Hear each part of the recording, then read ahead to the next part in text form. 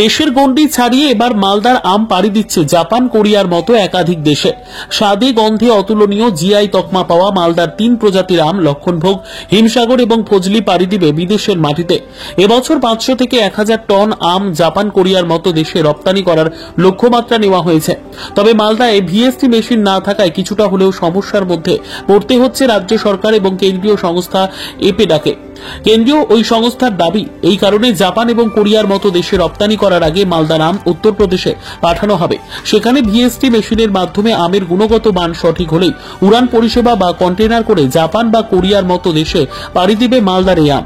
আর এই নিয়ে মালদা শহরের রথবাড়ি এলাকায় আম চাষীদের নিয়ে এক প্রশিক্ষণ শিবিরের আয়োজন করা হয়, যেখানে রাজ্য উদ্যান পালন দপ্তরের আধিকারিকরা থেকে শুরু করে কেন্দ্রীয় সংস্থার এপিডার কর্মকর্তা, সেই সঙ্গে মালদা ম্যাঙ্গো মার্চেন্টস অ্যাসোসিয়েশনের কর্মকর্তারা উপস্থিত ছিলেন। এদিন উপস্থিত ছিলেন জম্মু কাশ্মীরের দায়িত্বপ্রাপ্ত আধিকারিক সন্দীপ সাহা, কলকাতা শাখার দায়িত্বপ্রাপ্ত আধিকারিক এস.কে মণ্ডল, অতিরিক্ত জেলা শাসক দেবাহুতি ইন্দ্র, হর্টিকালচার বিভাগের ডেপুটি ডিরেক্টর সামন্ত লাইক, আইসিএআর সিআইএসএইচ এর বৈজ্ঞানিক দীপক নায়েক, মালদা ম্যাঙ্গো মার্চেন্টস অ্যাসোসিয়েশনের সভাপতি উজ্জ্বল সাহা সহ অন্যান্যরা। আজকের যে মূল বিষয়টা এই প্রোগ্রামের, সেটা হচ্ছে কোয়ালিটি অ্যাসপেক্ট অফ ম্যাঙ্গোস। মানে হচ্ছে আমরা যে এক্সপোর্ট করছি এখান থেকে বেশ ভালো কোয়ান্টিটিতে এক্সপোর্ট হচ্ছে, সেই এক্সপোর্টটা যেন কোয়ালিটি নর্মসকে ফলো করে এখান থেকে এক্সপোর্ট করতে পারে, সেই জন্য আমরা চেষ্টা করছি। গত প্রায় 4-5 বছর ধরে অ্যাপিডা এখান থেকে প্রোগ্রাম করে অনেক এখান থেকে এক্সপোর্ট করেছে। মালদা ম্যাঙ্গোর বেশ ভালো প্রোডাক্ট যাচ্ছে এখান থেকে। আর সাথে আমরা শুধু মালদাই না, আমরা আশেপাশের ডিস্ট্রিক্টও কভার করছি। প্রায় 2023-এ 75 ভ্যারাইটিস করা হয়েছে। এছাড়া আমাদের কয়েকটা বিশেষ মার্কেট রয়েছে, সেই মার্কেটে আমরা প্রতি বছর আমরা কোনো না কোনোভাবে প্রমোট করছি। আমাদের সাপোর্টের জন্য এখানকার মার্চেন্ট অ্যাসোসিয়েশন আর এখানকার আমাদের ডিপার্টমেন্ট অফ হর্টিকালচার, সিআইএসএইচ, এরা আমাদেরকে রেগুলার সাপোর্ট করছে।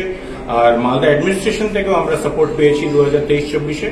তো সেইটাকেই ফলো করে আজকে এবার আমরা এই আমের সিজনের শুরুতে আমরা এই প্রোগ্রামটাকে করছি এখানে, যেন এখানকার চাষিরাও যেন জানতে পারে যে কি করতে হবে, তার জন্য যেন একটা ভালো কোয়ালিটি এখান থেকে যেতে পারে। আর আমাদের তাদেরকে কানেক্ট করবার জন্য আমরা চেষ্টা করেছি এফপিও এফপিসিসদেরকে নিয়ে আসতে, কারণ তারাই ওদেরকে বেঁধে রেখেছে। আর আমাদের সাথে এখানে অনেক এক্সপোর্টার্সরা এসছেন যারা ফিজিক্যালি আজকে প্রেজেন্ট আছেন, তাছাড়া আমাদের সাথে অনেকে আবার কানেক্ট করেছেন অনলাইন।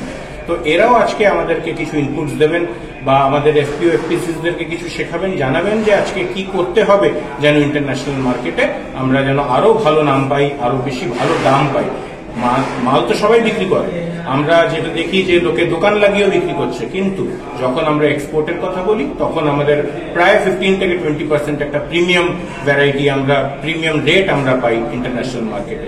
তো সেটাকেই যেন লিভারেজ করতে পারি, সেটাই যেন আরো বেশি চাষিরা যেন তার লাভটাও নিতে পারে, সেই জন্য আজকে এই প্রোগ্রামটা আমরা এখানে করেছি। আশা করি যে আজকের এই প্রোগ্রামের পরে অনেকেই চাষিরা এই জিনিসটাকে জানতে পারবে, তারা এবার 2025-এ নিজেদের এই ভ্যারাইটিগুলোকে আরো ভালো করে ডেভেলপ করবে।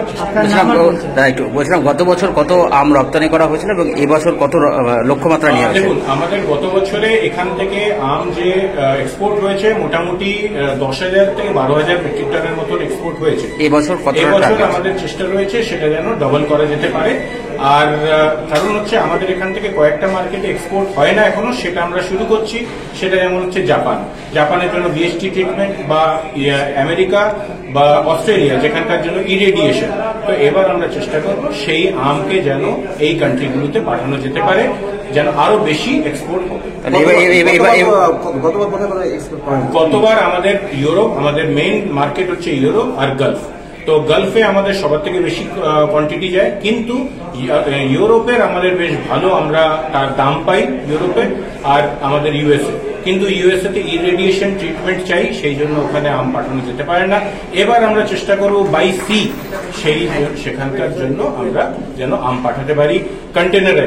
কারণ কন্টেনারে পাঠালে একবারে 20 টন থেকে 22 টন মাল যাবে, আর তার দামও কম পড়বে। ইন্টারন্যাশনাল মার্কেটে আমাদের একটা আরো ভালো গুডউইল তৈরি। তাহলে কি এবার জাপানে পাড়ি দিচ্ছে মাল? আমরা এবার চেষ্টা করব জাপানে পাঠাবার, কারণ আমাদের কিছু এক্সপোর্টার্সরা আছে। আর একটা জিনিস আরো জানাই যে এখন অব্দি আমাদের এখানকার আম কিন্তু জাপানে যায় না, কিন্তু এখানকার আম অলরেডি জাপানরা নোটিফাই করে রেখেছে। আমাদের এখানে এখন বিএসটি মেশিন নেই, সেই জন্য আমরা এখান থেকে জাপান পাঠাতে পারছি। আপনার নাম পরিচয়? আমার নাম সন্দীপ সাহা, আমি assistant manager fresh fruits and vegetable ডিপার্টমেন্টের, সাথে আমি regional head for Jammu Kashmir and Ladakh.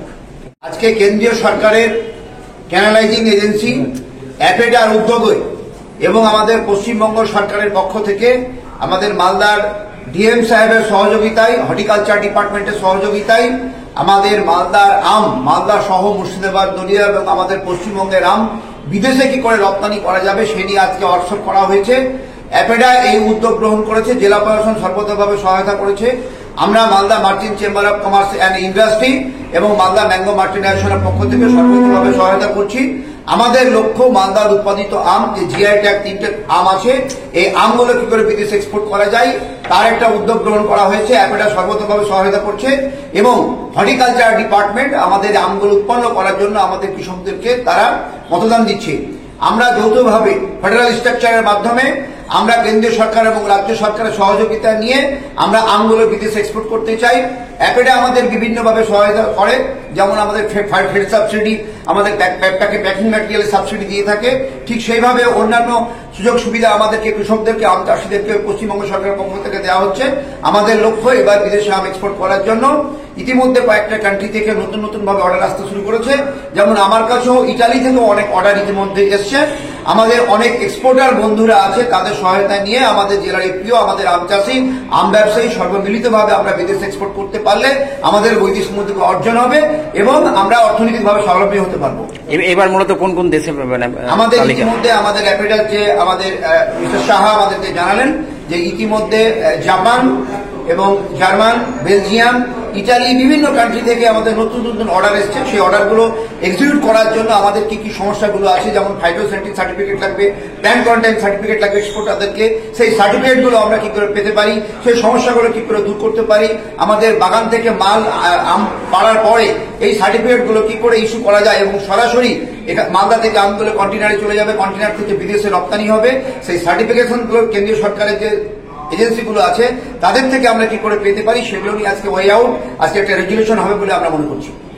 জগৎ বিখ্যাত, সেখানে দাঁড়িয়ে এবারে মালদার আম জাপান এবং কোরিয়ায় পাড়ি দিচ্ছে, কতটা আশায় বুক বেঁধেছেন?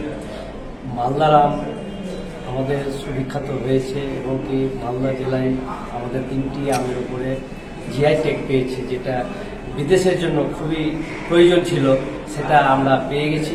ম্যাঙ্গো মার্চেন্টের উদ্যোগে, হর্টিকালচার উদ্যোগ থেকে, রাজ্য সরকার সহযোগিতায় অ্যাপিডা থেকে এটা পাওয়া গেছে রেজিস্ট্রেশন। সেই রেজিস্ট্রেশন হিমসাগরের জিআই আছে আপনার 112, লক্ষণভোগ আছে 111, আর ফজলি আছে 111, জিআই পেয়েছে। এগুলো নিয়ে আমরা মেনলি আজকে যে অ্যাপিডা থেকে উদ্যোগ নিয়ে আজকে মালদা জেলায় যে প্রোগ্রামটা করছে, আগামী দিনে যে বিদেশে আমটা পাড়ি দিবে তার জন্য আমরা কিন্তু একটু সুখের আলো বা হাসি দেখতে পাচ্ছি আমরা চাষি সাহেব থেকে। যদি এটা আমাদের হয় এরকম উদ্দেশ্যে আমরা আর্থিক লাভবানটা পাবো। আপনার নাম? পবন কুমার মন্ডল। কে? Pawan Kumar Mondal. Bureau report, news for Bengal. This channel does not promote or encourage any illegal activities. All contents provided by this channel is meant for educational purpose only.